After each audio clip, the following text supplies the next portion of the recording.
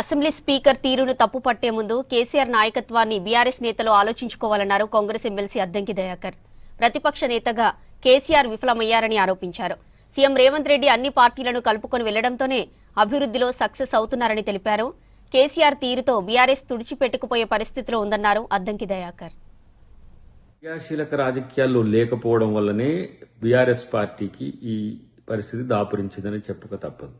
గెలిచిన ఎమ్మెల్యేలు ఎవరితో ఉండాలనే దాని దగ్గర స్పష్టత ఇవ్వలేదు. అంటే ఇలా ప్రభుత్వంలో ఉన్నప్పుడేమో అంతా తానై నడిపి ఒకటేసారి పార్టీ కష్టాల్లో, బాధల్లో, సమస్యల్లో ఉంటే తను అచేతనంగా ఉండడం అనేది ఆ పార్టీ నాయకులకు కానీ, ఎమ్మెల్యేలకు కానీ, ఎంపీలకు కానీ ఒకంత అసహనం ఉన్నమాట వాస్తవం. దాన్ని చెప్పలేని వాళ్ళు కొంతమంది బయటికి వెళ్లే పరిస్థితి ఉంది, కొంతమంది బయటికి వెళ్ళిండ్రు. ఇప్పుడు వాళ్లకు స్పీకర్ యొక్క పాత్ర మీద అనుమానం, లేకపోతే స్పీకర్ యొక్క తీరు మీద అవమానం చేయడం అనేది ఒక రివాజ్గా పెట్టుకున్నప్పటికి కూడా స్పీకర్ నిర్ణయాన్ని మీరు ప్రశ్నించేటప్పుడు ఒక రాజకీయ పక్షంగా కేసీఆర్ నిర్ణయాన్ని కూడా మీరు ఆలోచించండి. సో ఇక్కడ బీఆర్ఎస్ పరిస్థితికి వచ్చినప్పుడు జాతీయ పార్టీ అధ్యక్షుడు ఆయనే, రాష్ట్ర పార్టీ అధ్యక్షుడు ఆయనే.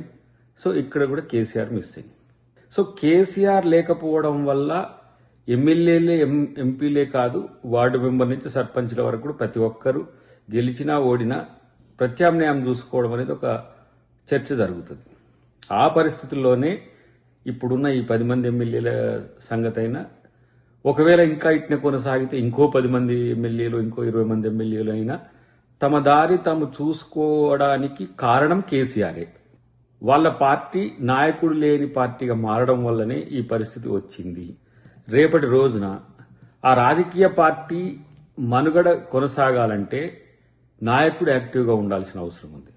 అదే పరిస్థితులైనా సరే ఈరోజు కేసీఆర్ రాకపోవడాన్ని కేసీఆర్ అనర్హతగా కూడా చూడాల్సిన అవసరం ఉంది. కానీ ప్రతిపక్ష నాయకుడు 2 సంవత్సరాలు అవుతున్నా కూడా యాక్టివ్గా లేకపోవడం అనర్హత కాకపోతే మరొకటి ఏంటి?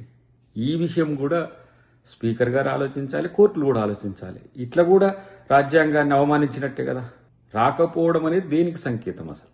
కాబట్టి ఫస్ట్ మీ పార్టీ నాయకులను దారిలో పెట్టుకోవాలంటే మీరు నాయకత్వంలో సమర్థవంతంగా ఉండాలనేది తెలుసుకుంటే మంచిదని చెప్పి